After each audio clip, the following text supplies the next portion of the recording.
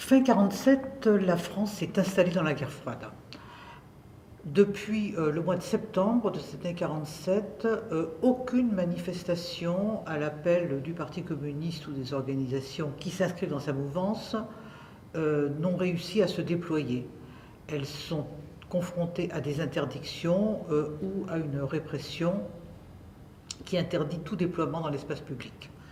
Le Parti communiste, qui souhaite mobiliser le plus largement possible pour la paix donnée depuis 1949 par Maurice Thorez comme combat principal, se déporte alors vers d'autres formes d'action, dont les pétitions et les délégations, qui apparaissent comme des formes d'action plus protégées et par là même mieux à même de mobiliser largement. Au début mai 1952, cette modalité d'action est très violemment mise en cause par le Cominform. Le Cominform qui invite, en des termes vifs, la direction du Parti communiste à tenir la rue. Tenir la rue, c'est un vocabulaire, ce sont des pratiques afférentes, en totale rupture avec ce qu'a été la culture manifestante du Parti communiste et des organisations ouvrières, telle qu'elle s'est construite à partir de 1934. Le 28 mai 1952, la venue à Paris du général Ridgway, qui est le commandant en chef des forces d'intervention en Corée et qui est promu à devenir le commandant suprême des forces alliées de l'OTAN à Paris, va être l'occasion pour tester cette nouvelle stratégie de la rue. De faux rendez-vous ont été rendus publics de manière à tromper l'attention des forces de l'ordre.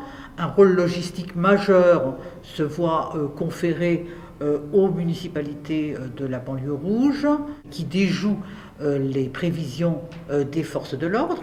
Les manifestants sont pour beaucoup munis de pancartes dont les manches sont destinées à redevenir les manches de pioche qu'ils étaient initialement. Certes, on ne peut pas parler d'une manifestation armée, mais il n'en demeure pas moins qu'on a là une manifestation qui se réclame et qui, pour une part, met en œuvre une violence offensive contre les forces de l'ordre, quand le phénomène est absolument exceptionnel, pour ne pas dire inexistant, dans l'histoire du mouvement ouvrier, depuis du moins la page tournée des attentats anarchistes. Cette manifestation va se solder par 10 blessés graves parmi les forces de l'ordre, 17 blessés recensés parmi les manifestants et un mort. Elle se solde également par plus de 700 arrestations. Le militant qui décède le 28 mai 1952 s'appelle Hossein Belaïd. C'est un employé communal d'Aubervilliers et Charles Tillon, maire d'Aubervilliers, lui rend hommage lors des obsèques qui préludent à son départ, au départ du cercueil vers sa terre natale. Il parle devant la foule de ses administrés, parmi lesquels on repère de nombreux travailleurs immigrés.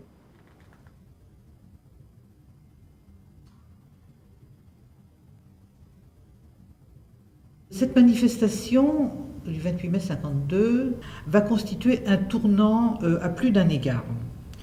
D'abord parce que le Parti communiste, qui est alors traversé par de vives tensions internes, va abandonner la ligne dite ultra-gauche. Ensuite parce que la CGT, qui s'était impliquée dans ces actions, va simultanément s'engager dans ce qu'on a qualifié de recentrage syndical, donc un tournant stratégique interne aux organisations et qui met à mal la ligne ultra-gauche qui avait traversé toutes ces organisations. Deuxièmement, le mouvement pour le triomphe des libertés démocratiques, qui réunissait la très grande majorité des militants algériens, va décider au lendemain de cette manifestation, quand je dis le lendemain, c'est dans les jours et les semaines qui suivent, invite ces militants à ne plus participer à aucun cortège du Parti communiste et à aucun cortège de la CGT qui ne concernerait pas directement leurs propres revendications. Cette césure qui s'opère répond du choix qui est fait par le MTLD quelques mois plus tard, le 14 juillet 1953. Le MTLD qui avait jusqu'alors coutume de défiler le 14 juillet ou les 1er mai à l'intérieur des cortèges ouvriers et à l'abri de leurs services d'ordre, décide de manifester à la suite du cortège, mais en marge et donc par là même sans bénéficier de la protection du service d'ordre des organisations ouvrières. Et c'est après que ce soit achevé le cortège des organisations ouvrières, et quand arrive isolé, après quelques minutes, le cortège du MTLT, place de la Nation, que la police tire sur ces militants. Il y aura 6 morts parmi les militants algériens, plus un mort dans le service d'ordre de la CGT, un militant qui revient sur ses pas pour tenter de faire ce qu'il peut l'être. 6 morts, plus 4 morts, plus 1 mort, 11 morts algériens.